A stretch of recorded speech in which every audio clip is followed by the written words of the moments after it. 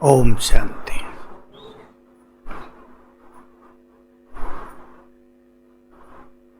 अंतिम समय का पुरुषार्थ कहें या अंतिम जन्म का पुरुषार्थ है नष्ट मोह बनना, क्या बोलेंगे?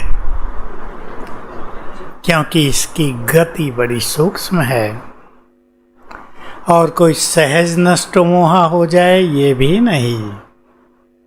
पति मारपीट करता हो पत्नी से और पत्नी सोचे मैं नष्ट मोह हो रही हूँ, बड़ा अच्छा हो रहा है, ये भी नहीं।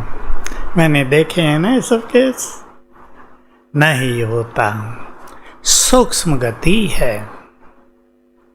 टॉपिक मैंने अभी पढ़ा था, मैं रुपेश से पूछा भाई मुझे टॉपिक तो दिखाओ क्या है आज का, तो बताया नष्ट मोह। इसका गहरा संबंध है स्मृति स्वरूप से। श्रीमद् भगवत गीता में भी, हालांकि आत्मा का ज्ञान तो दूसरे अध्याय में दिखाया गया है, पहले में नहीं, कुछ भी पहले में सेनाओं का वर्णन है। दूसरा अध्याय आत्मज्ञान पर है और उसके अंत में स्थित प्रज्ञ मनुष्य के लक्षण। स्थित प्रज्ञ, प्रज्ञ माना बुद्धि, जिसकी बुद्धि स्थिर हो गई उसके क्या चिन्ह दिखाई देंगे, ऐसे योगी के चिन्ह। आत्मज्ञान पहले ही हो गया, वहां भी दिखाया अर्जुन युद्ध के लिए तैयार भी हुआ, लेकिन अर्जुन कहता है अब मुझे स्मृति आ गई है और मेरा मोह नष्ट हो गया है। तो इसका संबंध स्मृति से है और उसी जगह ये भी है जो हम सबके लिए बहुत काम की चीज है। हे अर्जुन, जिधर धर्म है उधर ही मैं हूँ और जिधर मैं हूँ उधर ही विजय है।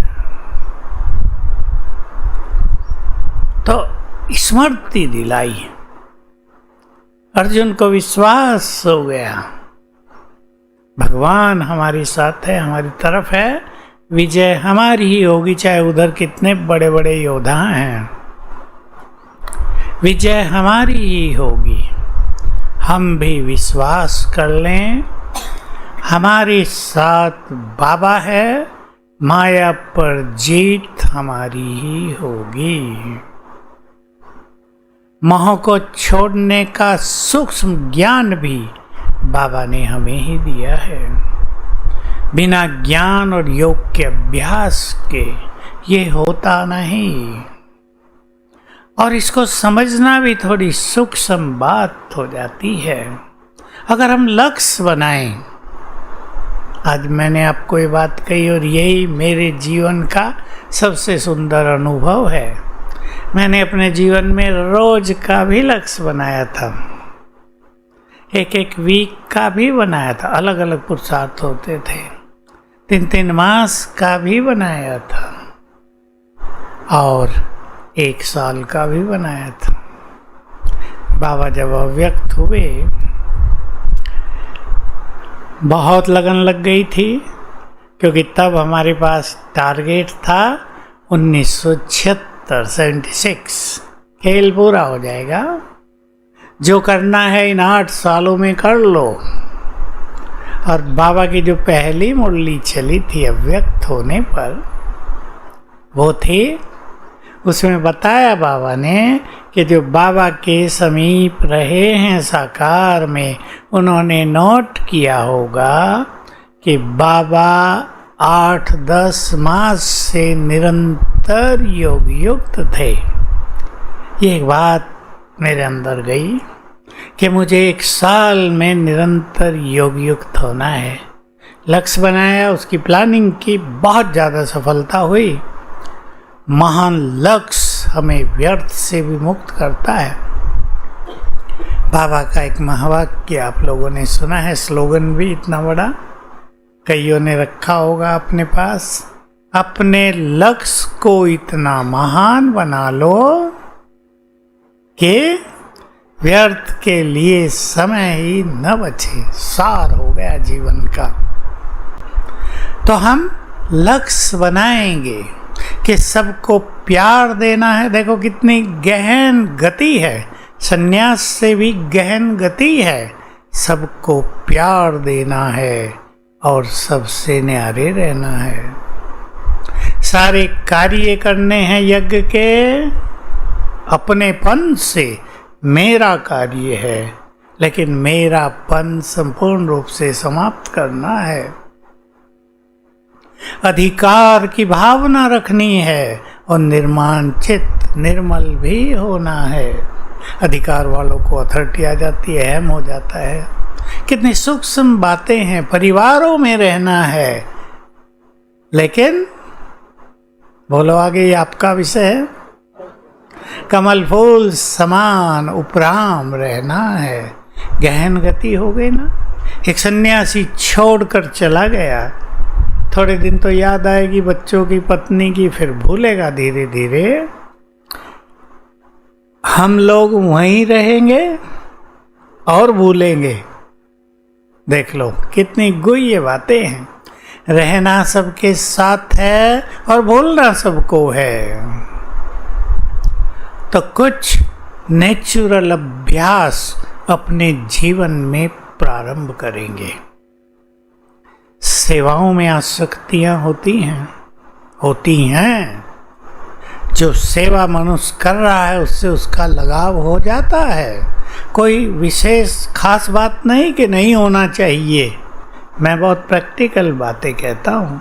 होगा, लेकिन छोड़ना है तो सेवा की प्रभु अर्पण। ये प्रैक्टिस सभी प्रारंभ करेंगे अपने जीवन में।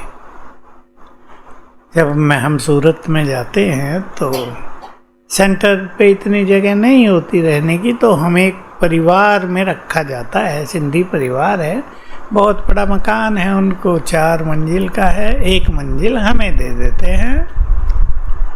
तो मैंने कहा आपके कमरे में, आपके मकान में बाबा का रूम नहीं है, बनाओ। तो हमारे पास ही बड़ा रूम था, बड़ा रूम बना, 16 बाई 16 का तो होगा। उन्होंने बाबा का रूम बना दिया और उनको एक विधि सिखा दी कि जो भी दिन में कमा कर लाओ बाबा के आगे रख देना, ये तुमको अर्पित, फिर यूज करना। उस दिन से उन्होंने शुरू कर दिया। 3 बार हम रह चुके उनके घर में। हम देखते हैं रात को जब वो आते हैं, थैला भरा हुआ बाबा के फोटो के आगे रखा हुआ। मैं समझ गया। एक बार पूछा क्या रखा? ये हमारी आज की कमाई है। बहुत अच्छे अनुभव होंगे। कर्म किया, बाबा को अर्पित, मान मिला सेवाओं में, वो भी बाबा को अर्पित, क्योंकि दिलाया उसने है।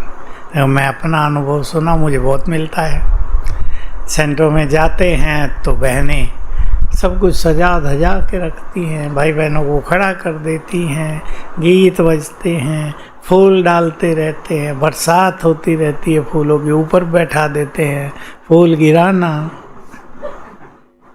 हमारे अंदर भी चले जाते हैं। मैं कहता हूँ बस भाई।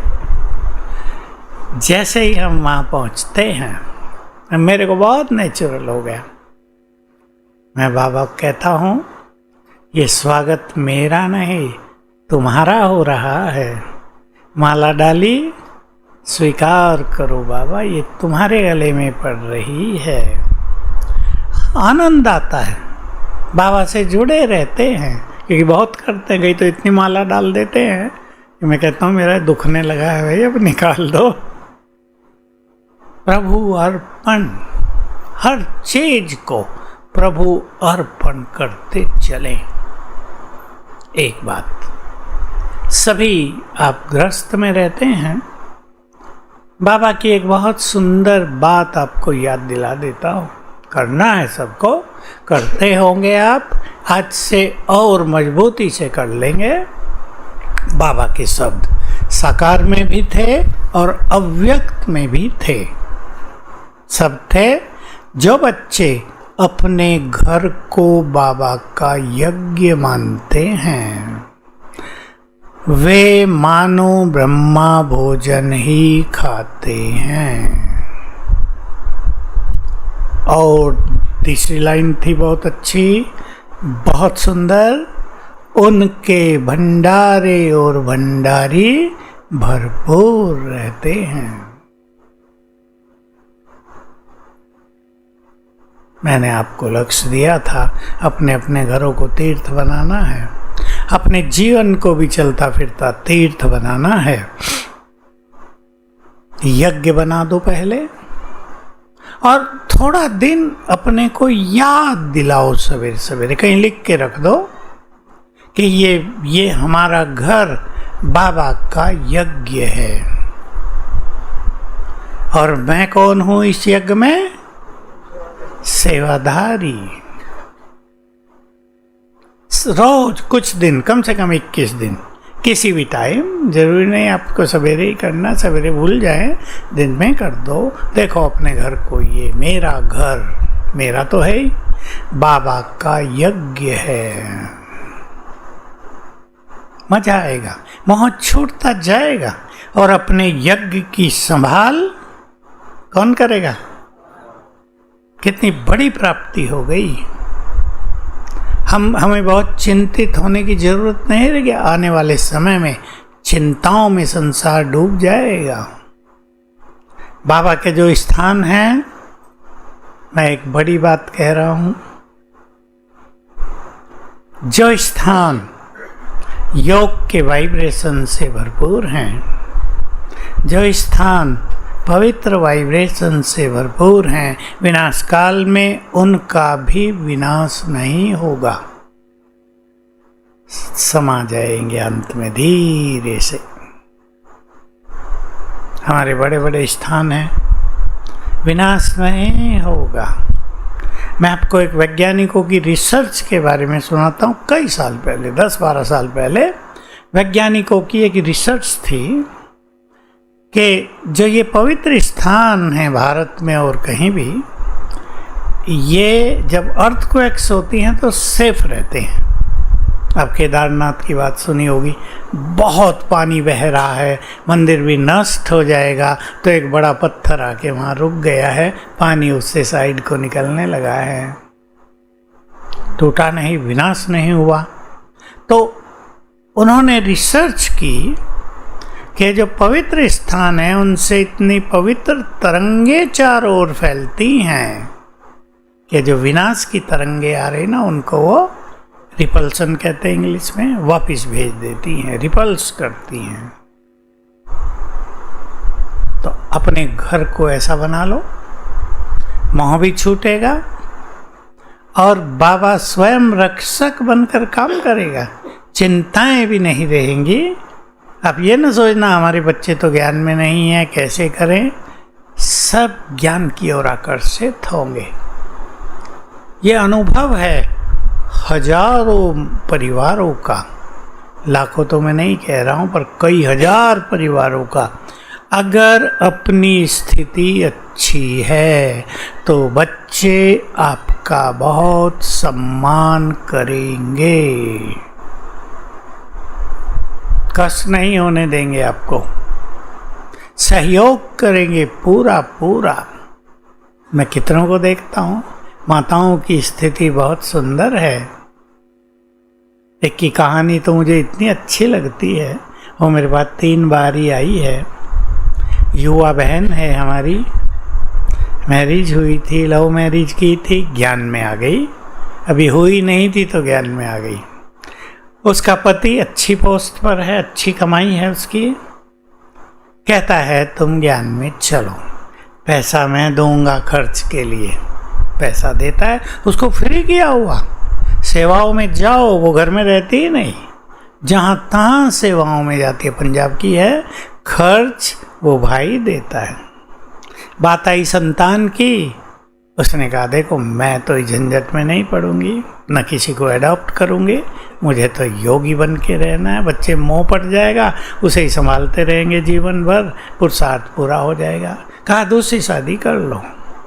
उसने दूसरी शादी की और बाकायदे इसको पूरा खर्च दे रहा है। मैंने कहा तुम तो बड़ी बहादुर हो, भाग्यवान है ना। स्थिति का खेल है। ऐसी माताएं भी हैं जिनकी स्थिति बहुत अच्छी है, बच्चों ने घर में नॉन वेज खाना समाप्त कर दिया, नहीं भोग लगाती है हमारी मम्मी बाबा को, हम इस घर को अशुद्ध नहीं करें, खाना है तो बाहर खाते हैं। हमारी स्थिति का, हमारी स्वमान की स्थिति का बहुत बड़ा महत्व है। क्लियर है ना। तो घर बाबा का यज्ञ है, लेकिन इस यज्ञ में एक बार कम से कम बाबा को भोग अवश्य लगना चाहिए। भोग पर आपने क्लासेस सुनी होंगी, भाव का भूखा है भगवान। हिंदी में तो मैं वो गीत सुनता हूँ कभी कभी, बड़ा मज़ा आता है, भाव के भूखे हैं भगवान। तो भोग में हमारी भावनाएं होती है ना, ये नहीं हमने क्या बनाया है, कितनी भावनाएं भरी हैं भोग में। स्मृतियों से मोह नष्ट होगा। देखो आपको अपने बच्चों को, अपने परिवार को प्यार भी देना है, सूखा नहीं बन जाना। कई लोग सूखे बन जाते, वैराग आ गया, हमें तो किसी बात नहीं करनी है, किसी को कुछ देना लेना नहीं है, संबंधों में भी नहीं जाना है, हम तो वैरागी हो गए। मैं कहता हूं संबंधों में नहीं जाओगे, आगे आपको बोलना है, संबंधी ज्ञान में कैसे आएंगे। एक सच्ची घटना कहानी के रूप में सुना देता हूँ।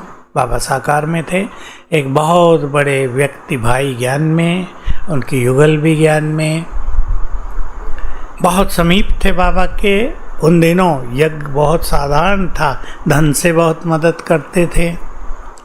उसने बाबा को पत्र लिखा अपनी धारणाओं का। बाबा मैं अपने ससुराल में गया था, मैंने पानी भी नहीं पिया, मुझे फल दिए खाने को, मैंने कहा तुम्हारे फल नहीं खाऊंगा, दूध दिया दूध भी तुम्हारा नहीं पीऊंगा।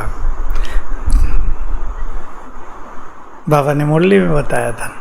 बाबा ने उसको लिख दिया, बच्चे बड़ा दे अभिमान है तुम में। वो सोच रहा था बाबा महिमा करेगा, वो तुम्हारा ज्ञान कभी नहीं सुनेंगे, तुमने सदा के लिए डिसर्विस कर ली। तो परिवार में फ्लेक्सिबल रहना ही होता है। पानी भी न पीना, फल भी न खाना। हम फल कहाँ से लाते हैं, हमारे पेड़ हैं अपने फलों के, वहीं से तो लाते हैं। अब हम कहें उसको कि तुम्हारी विकारी दृष्टि फलों पे पड़ती है, हम नहीं लेंगे तुम्हारे, तो चलेगा काम। मैं कहा करता हूँ अगर उनकी विकारी दृष्टि से फल इम्प्योर हो गए हैं तो तुम्हारी पवित्र दृष्टि से प्योर नहीं हो सकते। डालो ना दृष्टि, अच्छी तरह डालो, योग युक्त होकर डालो। तो परिवारों में रहने वाले ऐसी कट्टरता तो कर भी नहीं सकते और न करनी चाहिए।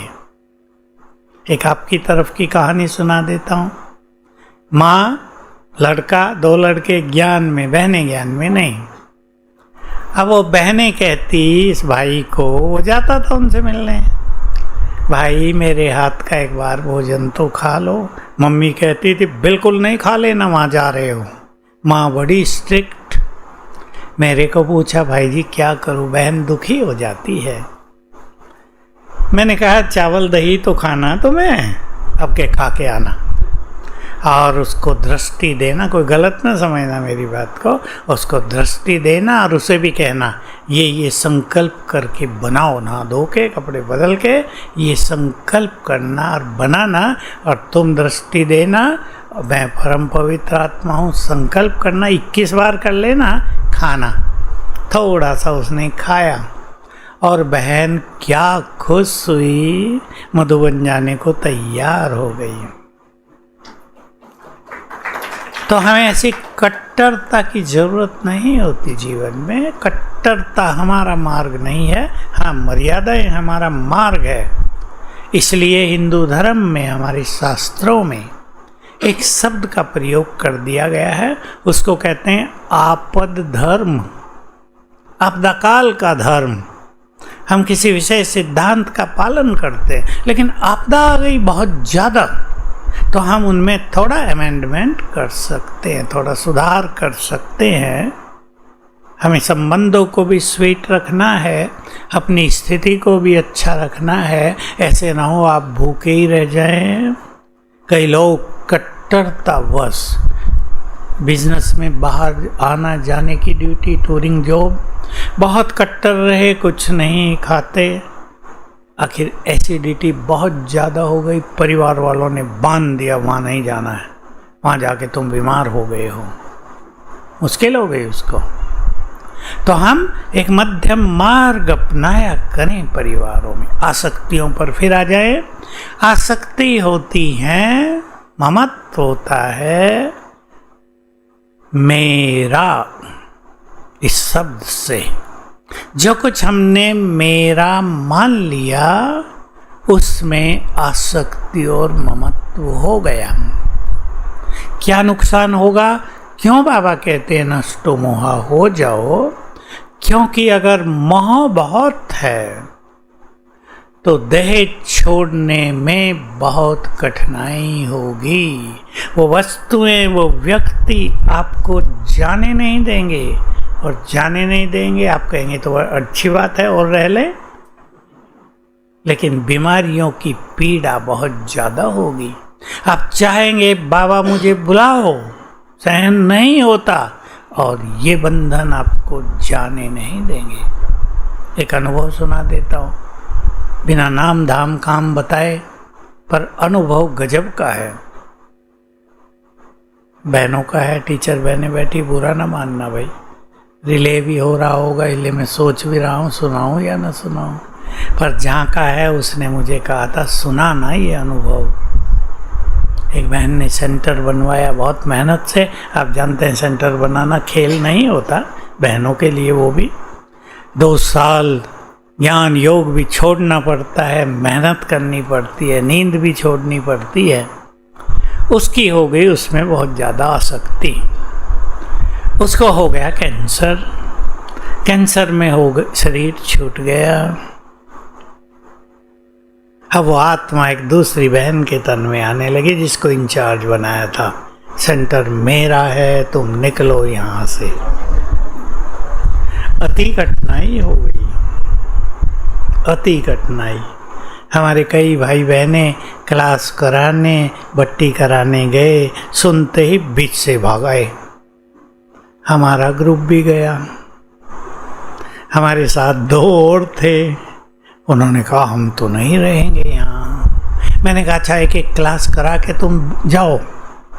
मैंने उन दोनों को टैक्सी कराई और बहनों ने कहा तुम जाओ जहाँ ठहरे हुए थे। मैंने कहा मैं रहूँगा, बाकी भट्टी मैं अकेला करा लेता हूँ। मैंने उस बहन को कहा, उसको बहुत कष्ट हो रहा था, जो इंचार्ज बहन थी, बेचारी बाबा के क्षेत्र को पकड़ के बैठ जाती थी। आए नहीं वो आत्मा। मैंने उसे कहा तुम बुलाओ उसे, मैं बात करूँगा। मेरे साथ बहुत मुलाकात होती है आत्माओं की, मैं जानता हूँ, बहुतों की हुई हैं अब तक। आई नहीं वो, तो देखो उसको, हाँ जब जो मुझे सुनाना था उसको भोग लगाया। बाबा ने देखा ही नहीं, कहा वो जाओ बगीचे में बैठी खिलाओ। ये केस मैंने 4-5 के सुने हैं। जो बाबा की अवज्ञा करते हैं, भगवान उन्हें देखता भी नहीं है, चाहे वो बच्चे ही क्यों ना हो, चाहे उन्होंने जीवन भर काम किया हो बाबा के लिए। ये आसक्तियाँ हमें रोक रही हैं। हमें तो महान कार्य करना है ना।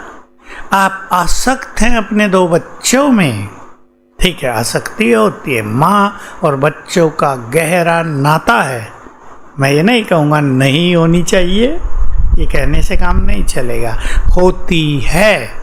लेकिन अगर आप उसी दायरे में अटक कर रह गई तो आप वो कार्य नहीं कर पाएंगी जो समय आपसे चाहेगा। ठीक बात है ना? इसलिए प्यार रखना परम आवश्यक। अपने मोह को प्यार में बदल दो। मोह है शारीरिक, प्यार है आत्मिक, इतना ही अंतर। और अपने अपने घरों में अपने सभी लोगों को 2 बार आत्मिक दृष्टि से अवश्य देखा करें। सब प्रैक्टिस करेंगे, मोह ढीला पड़ेगा, प्यार और कर्तव्य भावना बढ़ेगी। सब आपके घर में 5 लोग हैं, 2 बार, एक बार सवेरे एक बार शाम को, ये सब आत्माएं हैं। ये बहुत अच्छी आत्माएं हैं, भाई भी करेंगे, ये बहुत अच्छी आत्माएं हैं। ये हमारे परिवार में देव कुल की आत्माएं आई हैं। ये हमारा परिवार एक सुंदर गुलदस्ता है बाबा का। इसको वृत्ति कहते हैं। इससे आपके परिवार के वाइब्रेशंस बहुत आकर्षक हो जाएंगे। सबको वहाँ रहने का मन करेगा। आपकी मोह ममता ढीली होती जाएगी, स्नेह बढ़ेगा, वाइब्रेशंस पावरफुल होंगे। सब आपके साथी सहयोगी बनेंगे, बाबा के समीप आएंगे। ममत्व और मोह मनुष्य का होता है वस्तुओं से। सुन रहे थे आप रुपेश भाई की बात, सोने का मृग। जिसको हमने मेरा कहा उसमें मोह पैदा हुआ और वो हमें रोकता है।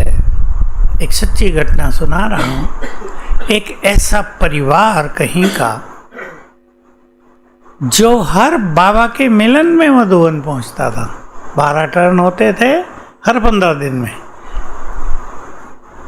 पहुंचता था बाबा से मिलन में। हमसे मिलते थे, हम बहुत खुश होते थे। इसको बड़ा निश्चय है, बहुत प्यार है बाबा से। भूकंप हुआ था गुजरात में, भूकंप हुआ।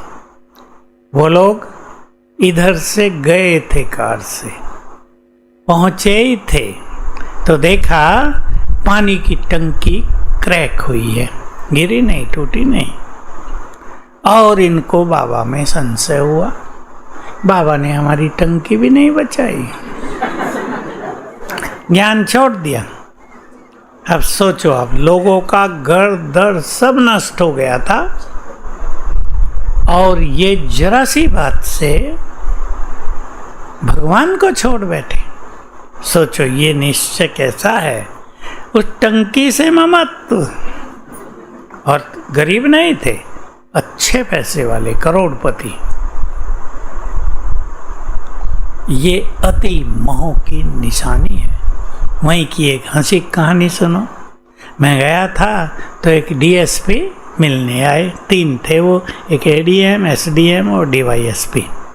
एसडीएम बेचारा दुखी था, खाने का टाइम नहीं, सोने का टाइम नहीं, भागते रहते, हम तो टेंशन में जीवन जी रहे हैं। जो एडिशनल कलेक्टर था वो थोड़ा हल्का था। मैं उनको कुछ अच्छी बातें समझा रहा था तो ये डीवाईएसपी बोला, मेरी बात सुनो भाई। मैं घूमने गया था मध्य प्रदेश, उधर ही मैंने रेडियो में सुना, उन दिनों रेडियो ही होती थी, कि उस एरिया में बहुत बड़ा भूकंप हो गया है, लाखों लोग मर गए हैं। मैं बड़ा आनंदित हुआ। ये परिवार बंधन था, अकेले मौज से जिएंगे। पहुंचा, बस एक दिन बाद ही पहुंचा, देखा रेलवे लाइन टूटी हुई है। भूकंप से अब रेल तो आई थी रास्ते से, देखा क्या विनाश का नज़ारा। 3 लाख लोग मरे थे। अखबारों में 30,000 ही छपे थे, पर 3 लाख। गांव के गांव साफ। कहा, मैं स्टेशन से उतरा, एक अटैची थी, छोटा सा बैग। सोचा अब तो अकेले जिएंगे। देखो उसको ज्ञान नहीं है, अब तो जीवन का आनंद लेंगे। सोचा चलो एक बार घर तो देखाऊं, सब मर गए होंगे, उनका अंतिम संस्कार भी करना होगा। घर पहुंचा तो सारे ही जिंदे थे हंसने लगा। मैं सोचा फिर इनके साथ रहना पड़ेगा। हंसा रहा था। उसका परिवार कष्टदायक नहीं था, वो खुद DYSP पावरफुल। तो विचार ही तो हैं जो मनुष्य को दुखी कर दें, उपराम बना दें, सुखी कर दें, आसक्त कर दें, परेशान कर दें या खुशियों में मनुष्य को झुमा दें। विचार हैं केवल। एक ये भी विचार है, एक चीज जाएगी, दूसरी उससे सुंदर आएगी। आपको कहीं सेवा मिली हुई है, सेवा से मनुष्य का प्यार रहता है, फिर लगाव भी हो जाता है। वह आपसे छुड़ा दी गई, परेशान नहीं होना, इससे अच्छी आ रही है। आपको आनंद भी आएगा, परेशानी भी नहीं होगी और उससे अच्छी मिलेगी। तो हम चेक कर लें, सभी चेक करो। रुपेश भाई ने माताओं की 40 साड़ियों की बात की थी। ऐसा तो नहीं आप सभी 40 साड़ियाँ रखती हैं, तो उसने ऐसे ही कहा। और भी देख लो क्या क्या छुपा के रखा अपने घरों में जो किसी को नहीं दिखाते। उसमें कहीं आसक्त तो नहीं है। इसका अर्थ ये नहीं आप उसे निकाल के फेंक देंगे। आपके पास कीमती चीजें होंगी घरों में, सब रखते हैं। क्या संकल्प करेंगे? बोलो। पहले माताओं से बात कर लूं जरा। क्या संकल्प करेंगे? सब तेरा। भले रोज देख लिया करो अपनी ज्वेलरी निकाल के, साफ भी कर दिया करो। ये सब तेरा है। और अगर ये जाएगी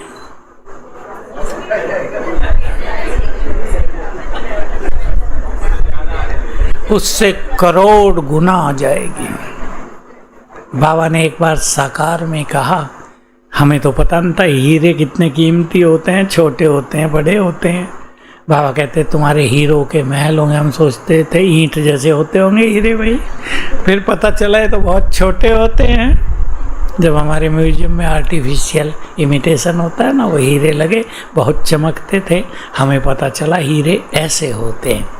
तो बाबा ने कहा जितना सारा बॉम्बे का धन है ना, उतना तो तुम्हारे महल में एक हीरा लगा होगा। हमें ये भी नहीं पता था मुंबई में कितना पैसा है, वो तो धन की नगरी मानी जाती है ना। तो बाबा हमें अवेयरनेस देता है, ये छोटा सा जा रहा है, विशाल सागर के समान आ रहा है। करेंगे क्या? आज किसी के पास बहुत सोना हो, पहनती हैं माताएं? खतरा रहता है, डर लगा रहता है, किसी को पता भी चल गया तो बहुत मुश्किल होगी।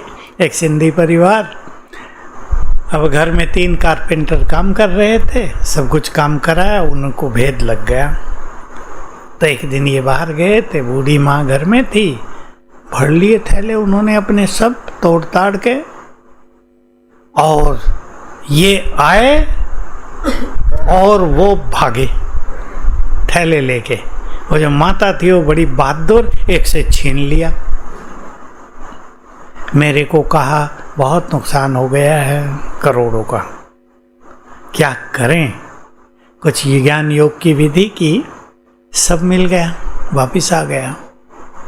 ये उनका बड़ा भाग्य था, क्योंकि यज्ञ सेवाओं में वो बहुत मदद करते हैं। तो देखो हमारी चीज जब जाती है फिर कष्ट कितना होता है। जब तक वो नहीं मिली, योग लगाते तो थे पर कितना लगता है हम सब जानते हैं ना। तो एक बंधन पड़ जाता है हमारे लिए वस्तुएं। इसलिए सन्यासियों ने सब कुछ छोड़ा था ना, छोड़ते हैं ना, तब वो श्रेष्ठ योगी बने। जो नहीं छोड़ते वो योगी बनते होंगे? बिल्कुल नहीं। इसलिए अब सन्यास में भी बल नहीं रहा, तो बाबा ने हम सबको एक बड़ा सुंदर और रॉयल सन्यास करा दिया। सब कुछ रखो, यूज करो, अच्छा भोजन खाओ लेकिन आसक्त न हो जाना। मैं माताओं कह रहा हूँ, बहुत सारी ज्वेलरी पहनो, आनंद से रहो, लेकिन ये मेरी है, इसमें न अटक जाना। है तो आपकी, वो किसी और की नहीं है, लेकिन निमित्त भाव, सहज भाव है, ठीक है, जाएगा। ओम शांति बहुत आ रहा है। ऐसी मनोस्थिति बनानी पड़ेगी।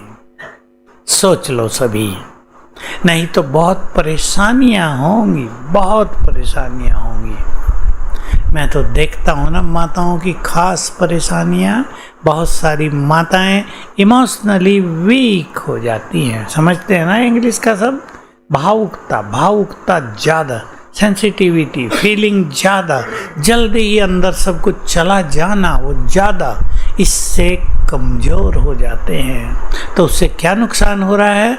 ब्रेन पर बुरा इफेक्ट। अब जब सब जाएगा तो क्या होगा ऐसे में, इस पर विचार कर लें आप। तो हमें अपने मोह को नष्ट करना है। स्मृतियों की लिस्ट बना लें जिनकी आप प्रैक्टिस करेंगे और मोह की जंजीरें धीरे धीरे ढीली होती जाएंगी।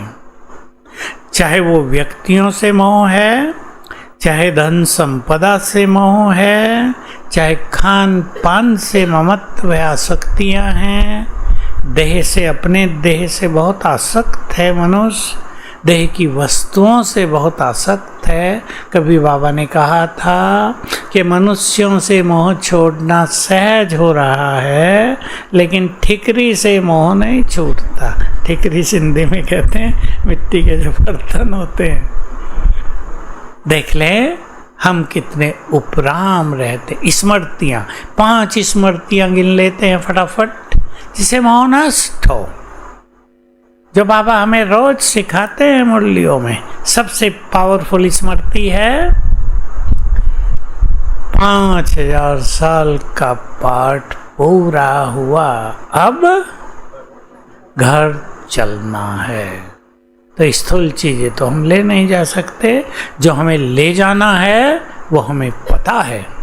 हम खाली हाथ नहीं जाएंगे, हम फुल होकर, जिसे संपन्न कहते हैं बाबा। संपन्नता का सिंपल इंग्लिश शब्द है full, to become full. Full होकर हम जाएंगे। इसकी अगर हम प्रैक्टिस करेंगे, ये खेल ही पूरा हो जाएगा कुछ दिनों में। नया खेल प्रारंभ होगा। हमेशा मैं जो अपने जीवन में ध्यान रखता हूँ, आप भी रखेंगे। ये ड्रामा गतिमान है, चल रहा है ना, फिल्म होती है, रुकती थोड़ा ही है, सीन बदलते रहते हैं। एक सीन जा रहा है, दूसरा आ रहा है। कुछ भी स्थायी नहीं है, कुछ भी सदा काल का नहीं है। हम उन चीज़ों को पकड़ लेते हैं तो दुखी होते रहते हैं। हमें पकड़ना नहीं है, जा रहा है, जाने दो। एक सुंदर लाइन याद रखेंगे, कभी बुरा समय आ जाए, आता है मनुष्य के जीवन में। देखो, एक ज्योतिषीय विद्या के अनुसार एक दिन में भी एक कोई टाइम बहुत बैड होता है। एक वीक में एक दिन खराब होता है। आप देखेंगे उस दिन मज़ा नहीं आएगा, योग ही नहीं लग रहा। रोज तो योग अच्छा लग रहा था, आज लग ही नहीं रहा, कारण तो कुछ नहीं है।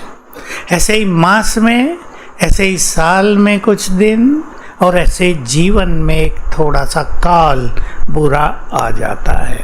हमेशा याद रखना है, बुरा समय आया है, अब सुनहरा समय आने वाला है, आ रहा है। जैसे हम आह्वान करेंगे, सुनहरा समय आ रहा है। My golden period is coming soon, coming fast.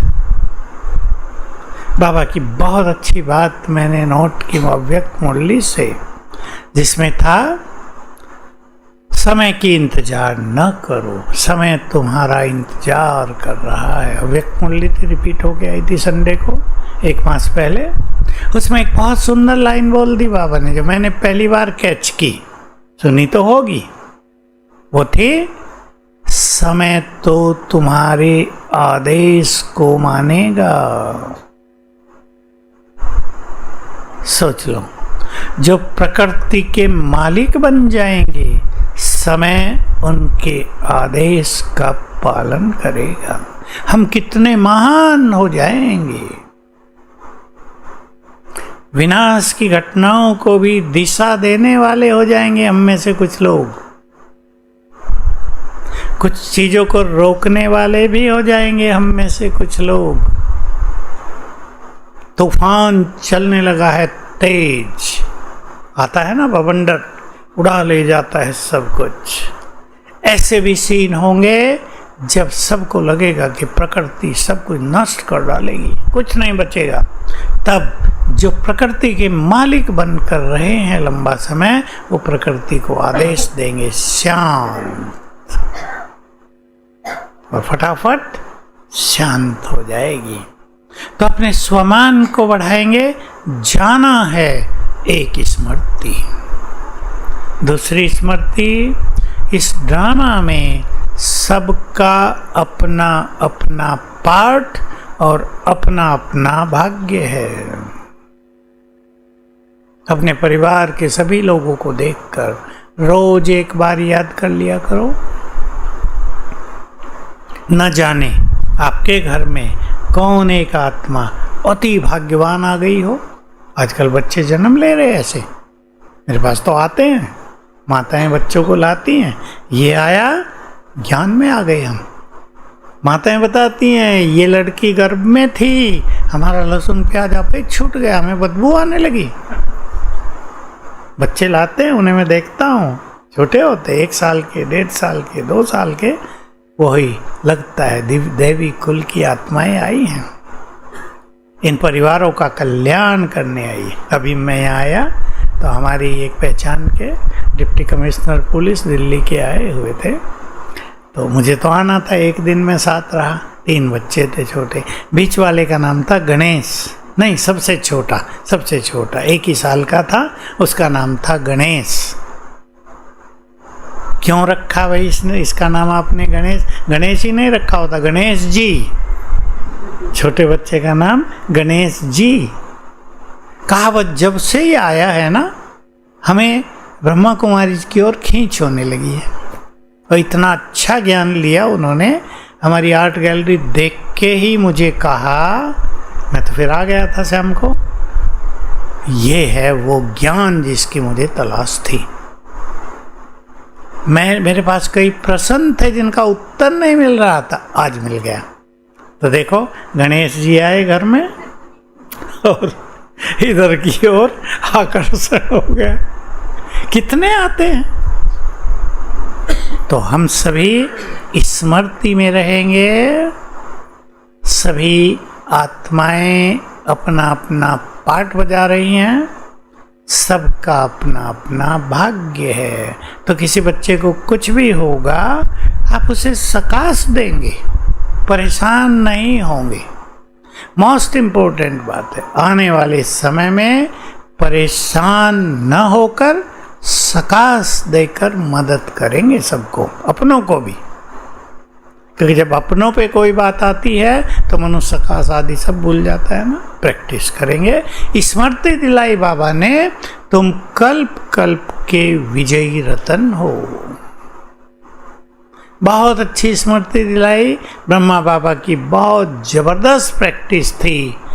जो कुछ इन आँखों से देखते हैं वो नहीं रहेगा। मुझे बाबा की बात बहुत प्रिय लगती थी शुरू से ही। जो इन आँखों से देखते हैं, ब्रह्मा बाबा ने बहुत प्रैक्टिस की, शिव बाबा ने सुनाया, और ब्रह्मा की प्रैक्टिस, ये सब नहीं रहेगा, कुछ और आएगा। ये स्मृतियाँ हैं, जाने की स्मृति, अपने विजयी रतन होने की स्मृति, अपने भविष्य की स्मृति। भविष्य हमारा कितना सुंदर है, स्मृति लाओ, कितना भरपूर, कैसा होगा वो संसार। सच तो ये है कि हम में से कोई भी अब उसकी कल्पना भी नहीं कर सकता। कल्पनाओं से परे हम सोच भी नहीं सकते वो दुनिया कैसी होगी, क्योंकि हम तो इस दुनिया को देखते हैं ना, सुखी लोगों को भी देखते हैं, भाई इससे और ज़्यादा सुख होगा। धन भी देखते हैं, इससे बहुत ज़्यादा धन होगा, लेकिन चारों ओर परम आनंद होगा।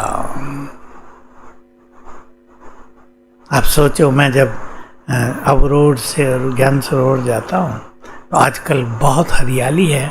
मैं सोचा करता हूँ सतयुग में ऐसी ही होगी, लेकिन हर पेड़ पर सुगंधित फूल खिले होंगे। तो जब चलेंगे देवता तो सुगंध ही सुगंध होगी, परम आनंद। धन संपदा ही सब कुछ नहीं होती। मानसिक स्थिति कितनी टॉप लेवल की है हम सबकी, उस समय उसका ज़्यादा महत्व है। तो हम याद करेंगे भविष्य को रोज एक एक बार। ये स्मृतियाँ एक बार आप 5-7 लिख के रख लो और रोज 1-2 मिनट में उन्हें पढ़ जाया करो, फिर प्रैक्टिस किया करो।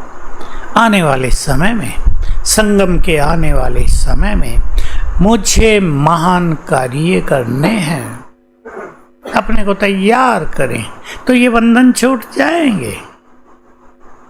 आप सब जानते हैं, सबके अनुभव हैं, हमारे पास कोई बहुत अच्छी चीज़ हो लेकिन उससे अच्छी मिल जाए तो ये कैसी लगने लगती है, अरे ये तो पुरानी हो गई, छोड़ दो इसे।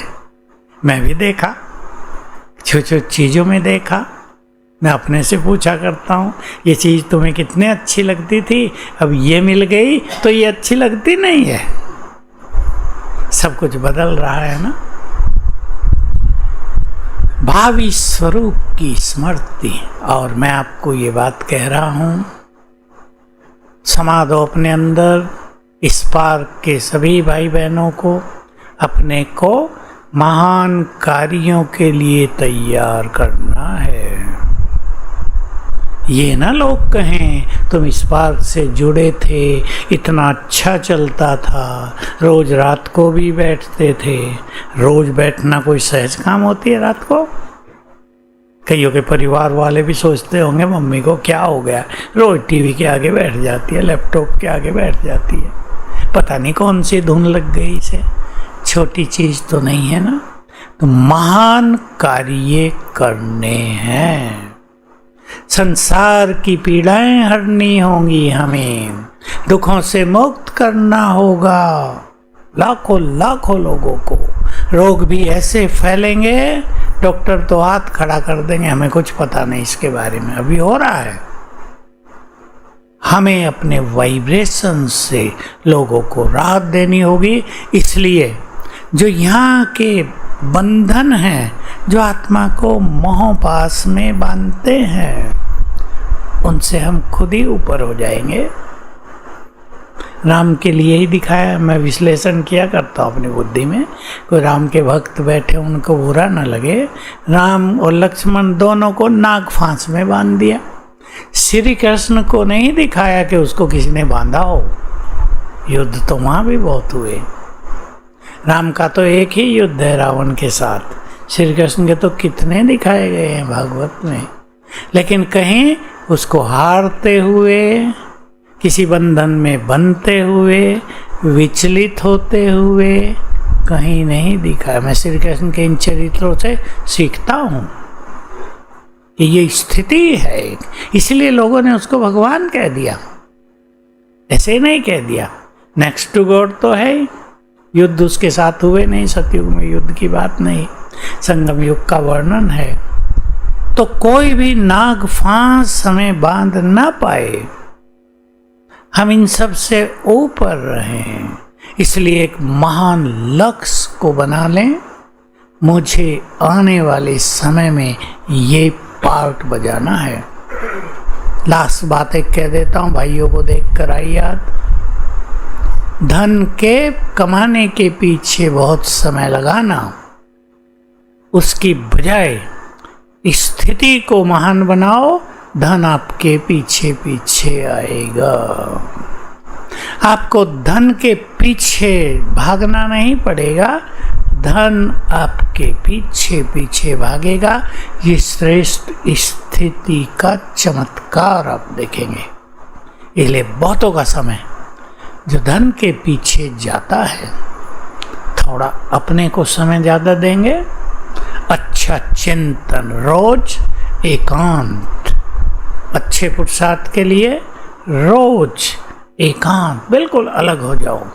माताएं जो घरों में हैं, दिन में कोई नहीं है, अकेले खुद से बातें करो। कितना सुंदर समय आया है भगवान धरा पर, हम उसके सामने, हम उसके साथी, सब कुछ देने आया है। कोई मेहनत नहीं, मुझे ये प्राप्त करना है बाबा से। हम नहीं करेंगे तो और कौन करेगा। मुझे संसार को देने के लिए अपने भंडारे भरपूर करने हैं। अपने लिए तो युग युग जिए हैं, अब संसार के लिए जिएंगे। ठीक है, चिंतन एकांत में जाएंगे तो आप ही चिंतन सुंदर होगा।